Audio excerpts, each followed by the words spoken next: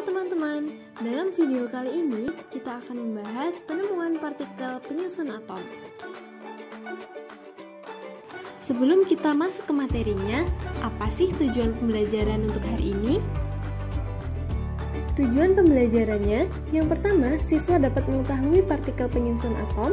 Yang kedua, dapat menjelaskan eksperimen yang mendukung penemuan elektron, inti atom, proton, dan neutron. Yang ketiga, dapat menentukan notasi nuklida berdasarkan jumlah proton, elektron, dan neutron. Pengertian dan sejarah penemuan atom. Atom adalah partikel paling kecil yang memiliki sifat unsur. Teori atom pertama kali dikemukakan oleh John Dalton pada tahun 1803, yaitu atom merupakan partikel terkecil yang tidak bisa dibagi lagi. Tetapi kemudian ternyata atom terdiri dari partikel-partikel yang lebih kecil lagi, yaitu proton, elektron, dan neutron. Partikel pembentuk atom ini disebut dengan partikel subatom. Di dalam atom terdapat inti atom dan partikel-partikel yang menyusunnya. Partikel-partikel tersebut antara lain elektron, proton, dan neutron.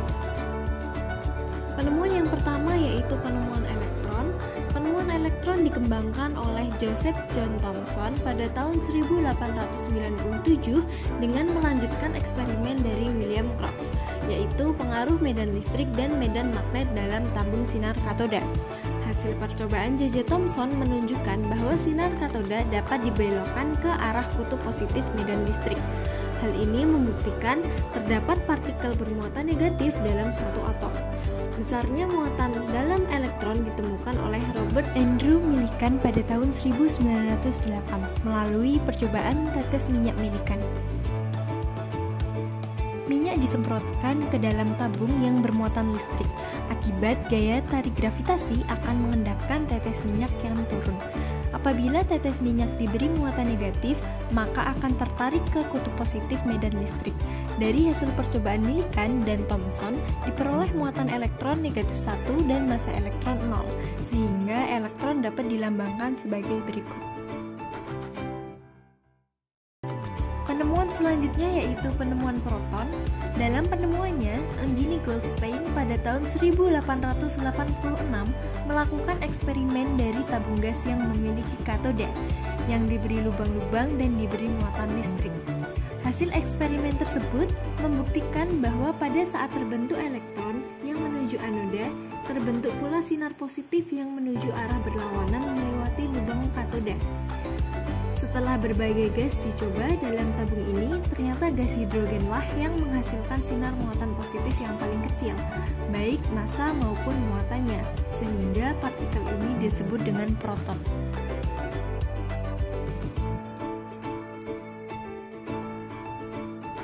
Setelah penemuan proton dan elektron, Ernest Rutherford melakukan penelitian penembakan lempeng tipis emas.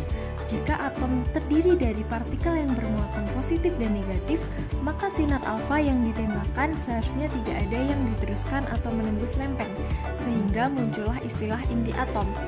Ernest Rutherford dibantu oleh Hans Geiger dan Ernest Marsden pada tahun 1911 menemukan konsep inti atom didukung oleh penemuan sinar X oleh W.C. Ronson pada tahun 1895 dan penemuan zat radioaktif pada tahun 1896.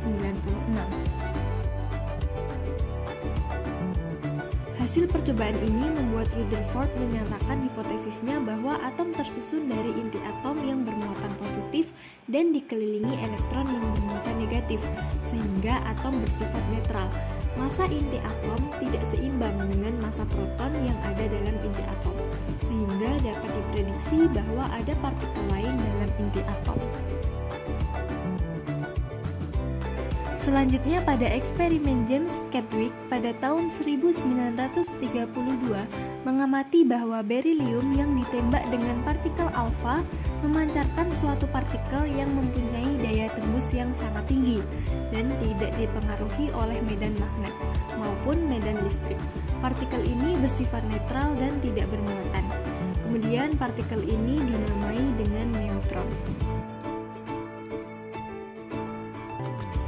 Sifat-sifat neutron adalah yang pertama, tidak bermuatan karena sinar neutron dalam medan listrik maupun medan magnet tidak dibelokkan ke kutub positif dan negatif. Yang kedua, mempunyai massa yang hampir sama dengan massa atom, yaitu 1,675 kali 10 pangkat min 24 gram atau sama dengan 1,0087 SMA.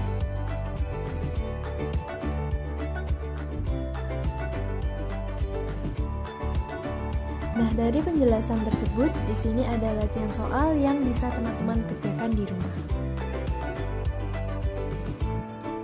Sekian dari video ini, semoga bermanfaat. Bye semuanya!